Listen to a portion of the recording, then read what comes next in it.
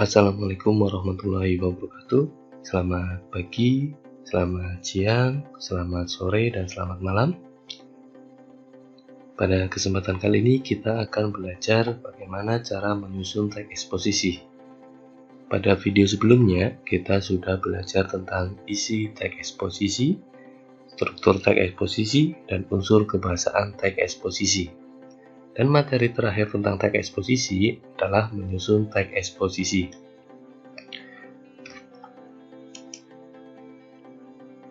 Nah, sebelum kita memulai pelajaran, alangkah baiknya kita mengerti terlebih dahulu apa sih pengertian dari teks eksposisi.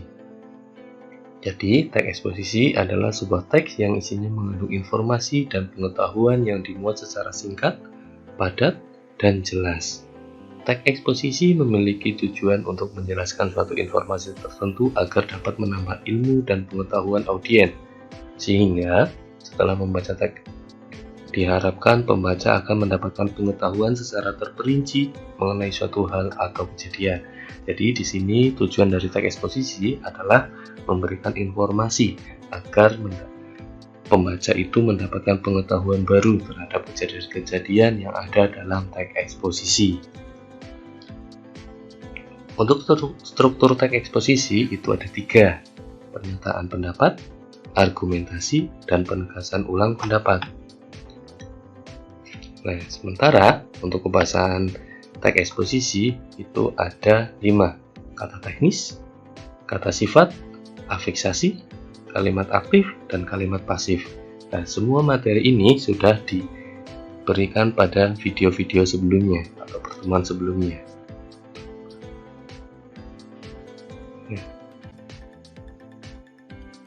Jadi, teks eksposisi itu memiliki ciri-ciri khusus. Adapun ciri-cirinya adalah sebagai berikut. Yang pertama, informasi disampaikan dengan cara persuasif atau di sini adalah mengajak. 2. Teks disampaikan oleh orang secara jelas dan memakai bahasa baku. 3. Pengetahuan, wawasan maupun informasi yang disampaikan harus mendetail. Dan keempat, jangan sampai teksnya memaksakan keinginan penulis pada para pembaca. 5. Tidak memiliki muatan politik. Teks eksposisi bersifat independen dan tidak subjektif. Dan menyertakan keakuratan data yang dapat dipertanggungjawabkan. Dan yang terakhir, ada fakta konkret yang dapat dijadikan alat kontribusi. Ini adalah ciri-ciri khusus teks eksposisi. Nah, untuk pembelajaran kali ini adalah menyusun teks eksposisi. Jadi, ada 5 langkah cara untuk menyusun teks eksposisi. Yang pertama, jadi kalian itu menentukan topik penulisannya terlebih dahulu. Mungkin terkait dengan kesehatan, pendidikan, atau kebudayaan. Jadi, kalian tulis topiknya. Kemudian, setelah kalian menemukan topik, kalian itu mencari data dan mendata argumen sesuai dengan topik. Nah, jadi untuk yang kedua ini adalah mendukung topik yang sudah kalian pilih. Setelah itu, yang ketiga, mengembangkan argumen ke dalam gagasan pokok. Setelah mencari datanya, kemudian kalian itu membuat gagasan pokok terlebih dahulu. Untuk pengertian gagasan pokok dan gagasan penjelas ada di video sebelumnya juga. Jadi, Pak Guru mohon kalian dalam menyimak video pembelajaran itu harus detail, jangan sampai di-skip, bahkan dilewati saja. Tuh. Jadi kalian itu tidak akan mengalami kebingungan. Lanjut ke materi. Untuk yang keempat, menuliskan gagasan penjelas untuk mendukung gagasan pokok. Nah, setelah kalian menemukan gagasan pokoknya, kemudian dilanjutkan dengan menulis gagasan penjelas ya. Perlu diperhatikan, untuk satu paragraf itu minimal ada 1 gagasan pokok, kemudian dijelaskan dengan gagasan penjelas. Nah, ini adalah syarat wajib dalam menulis satu paragraf. Untuk teks itu kan biasanya terdiri dari beberapa paragraf, jadi harus ada 1 gagasan pokoknya. Nah, gagasan pokoknya ini kalian itu diambil dari topik yang sudah kalian tentukan tadi, yang pada poin pertama ini. Paham ya sampai sini? Kemudian yang terakhir adalah menulis teks eksposisi sesuai dengan struktur dan unsur kebahasaannya. Nah, ini juga sudah dibahas. Nah, contoh dari tag eksposisi. Nah, jadi ini salah satu contoh topik yang ada di dalam kehidupan kalian. Topik yang pertama, air sungai bermanfaat bagi pengairan sawah dan ladang. Nah, ini juga akan ada informasi-informasi yang disampaikan oleh kalian nantinya sebagai penulis untuk pembacanya, bahwasanya air sungai itu sangat bermanfaat bagi pengairan sawah dan ladang. Tuh. Kemudian yang kedua, dalam penulisan eksposisi topik yang kedua, sampah yang dibuang ke sungai akan menyumbat aliran air sungai. Nah, ini walaupun ini adalah hal sepele, tapi jika tidak ditulis, maka tidak ada informasi yang disampaikan oleh penulis kepada pembacanya. Tuh. Dan yang ketiga, pentingnya guruan tentang pelestarian lingkungan hidup. Nah, ini juga sama. Ini tentang pelestarian lingkungan hidup. Dan yang terakhir, ini adalah contoh topik yang terakhir, penyebab utama kerusakan alam adalah perilaku manusia. Jadi contoh ini adalah contoh ketika kalian itu membuat suatu topik. Jadi topik yang ada dalam kehidupan kalian. Nah, kebanyakan di sini adalah tentang kehidupan alam atau lingkungan hidup di sekitar kalian. Lanjut, jadi setelah itu kalian itu memilih salah satu topik yang sudah Pak Guru jelaskan tadi. Ini hanya contoh ya, kalian bisa mengembangkan lagi sendiri, mungkin ada informasi-informasi yang ingin disampaikan kalian kepada pembacanya. Contoh, kemudian pilihlah salah satu di antara gagasan-gagasan di atas, atau kamu dapat menentukan sendiri gagasan lain yang berkaitan dengan permasalahan dalam kehidupan di lingkungan sekitarmu. Jadi seperti itu. Nah, setelah kalian sudah menemukan topik, kemudian sudah ada gagasan pokoknya, kalian tinggal mengembangkan teks eksposisimu berdasarkan gagasan pokok dan argumen sebagai gagasan penjelasnya. Di poin-poinnya setelah gagasan pokok itu, kalian itu menguraikan lagi kepada gagasan penjelasnya agar pembaca itu lebih paham. Nah, tolong diperhatikan contoh teks berikut.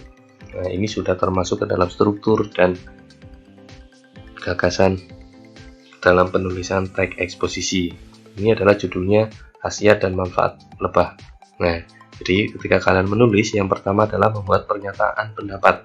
Ini adalah strukturnya, pernyataan pendapat, argumentasi, dan penegasan ulang pendapat.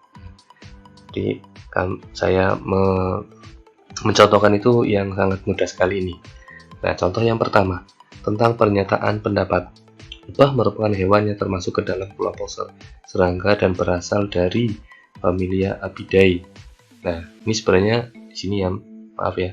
Meski lebah berbadan kecil, jangan pandang mereka sembarangan. Banyak khasiat dan manfaat yang bisa didapat dari seekor lebah. Nah, ini adalah salah satu pernyataan pendapat tentang manfaat dari seekor lebah. Nah, setelah itu, dari pernyataan ini akan ada argumentasi. Dalam argumentasi ini adalah pendukung dari pernyataan pendapat yang ada di atas ini. Jadi ketika kalian membuat suatu pernyataan harus ada data-data argumentasinya ini, ya. Jadi kalian kumpulkan dulu data-data terkait dengan manfaat dari lebah ini. Lanjut ke paragraf selanjutnya. Nah, manfaat lebah bisa didapat dari sarang dan cairan yang dihasilkannya, yaitu madu. Semua itu merupakan khasiat besar dengan nilai ekonomi yang tidak murah. Madu yang dihasilkan oleh lebah mengandung banyak khasiat bagi tubuh. Di dalamnya terdapat banyak vitamin yang bermacam-macam dan juga mineral. Ada juga kandungan enzim yang baik bagi kesehatan tubuh. Ini adalah salah satu contoh gagasan pokoknya itu adalah ada di depan.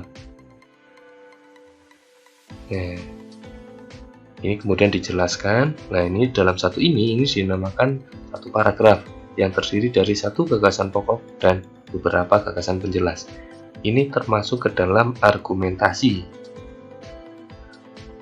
Untuk argumentasi yang kedua, tidak hanya menghasilkan madu, lebah juga memiliki bee pollen. Bee pollen ini juga mempunyai khasiat yang sangat baik bagi tubuh. Sebut saja, bisa menyembuhkan varises, radang sendi, dan permasalahan kesehatan lainnya. Nah, ini juga sama, ini juga argumentasi atau pendukung, data pendukung untuk mendukung pernyataan pendapat yang di awal tadi ini. Lanjut, yang ketiga tentang argumen yang ketiga. Karena aneka ragam khasiatnya tersebut, banyak orang mencari dan ingin mendapatkan vape pollen, walaupun harganya sangat mahal di pasaran. Nah, ini juga sama, masih ke dalam satu argumentasi pernyataan pendapat tentang khasiat dan manfaat lebah. Ini sudah 2 argumen ya, ini 3 argumen. Nah, sekarang argumen keempat. Selain itu, ada lagi yang namanya royal jelly. Nah, royal jelly ini merupakan makanan sehari-hari para ratu lebah. Khasiatnya yaitu dapat memulihkan energi dan memenuhi kebutuhan mineral serta vitamin tubuh.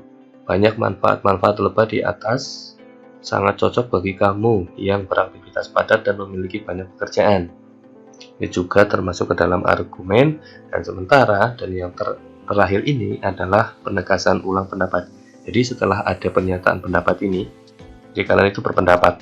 Setelah berpendapat itu harus ada argumen-argumen pendukungnya. Dalam teks eksposisi, untuk menentukan argumen pendukungnya itu harus sesuai dengan data. Jadi tidak asal mengarang begitu saja. Gitu ya. Dan untuk yang di struktur terakhir ini tentang penegasan ulang pendapat, dengan berbagai kandungan mineral, vitamin, dan enzim yang baik bagi tubuh, lebah mempunyai banyak khasiat untuk kesehatan manusia. Karena produk-produk yang dihasilkannya, kini lebah tidak lagi dianggap sebagai musuh manusia, melainkan dijadikan sebagai salah satu sumber berbagai macam khasiat baik. Ini adalah penegasan ulang terkait dengan teks eksposisi yang berjudul khasiat dan manfaat lebah. Ini hanya contoh yang sangat mudah dan dapat kalian jumpai di kehidupan kalian di masyarakat.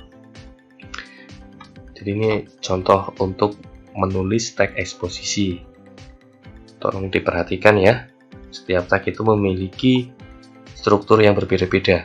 Nah, lain teks eksposisi ini harus ada pernyataan pendapat, kemudian yang kedua argumentasi, dan yang terakhir adalah penegasan ulang pendapat. Jika kalian sudah memahami struktur teksnya ini, kalian akan mudah dalam penulisan teks eksposisi, atau dalam menyusun teks eksposisi itu kalian tidak akan mengalami kesulitan yang berarti. Jadi itu saja yang dapat Pak Guru sampaikan. Sebelum kita akhiri, alangkah baiknya kita melihat glosarium untuk hari ini.